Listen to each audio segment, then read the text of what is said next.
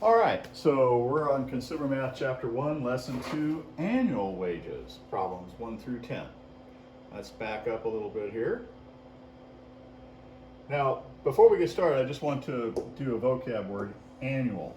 Annual means per year, okay? So unlike last exercise where we were calculating a certain number of hours, this time we're going to calculate for a whole year, all right? Annual wages, the amount you make in a whole year.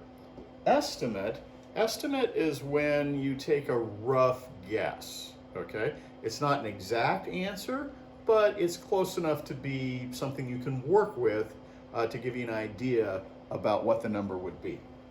So today, we're going to be estimating how much you would make a year if you were paid so much per hour.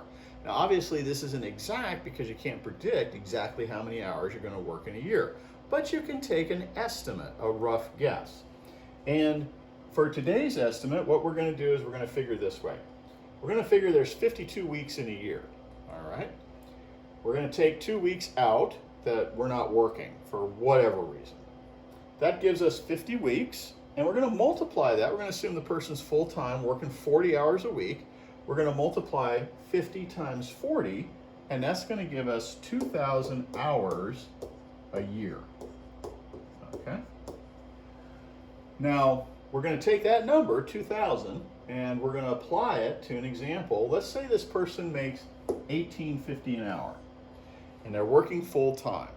About how much would they make a year? Well, we can multiply that figure times 2,000, and when we do that, we're going to come up with a figure of $37,000. So for your exercises, pretty straightforward.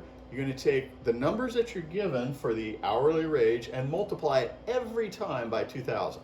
So not a bad assignment. And back to where we started, your assignment is to do lesson 2, problems 1 through 10. Have fun.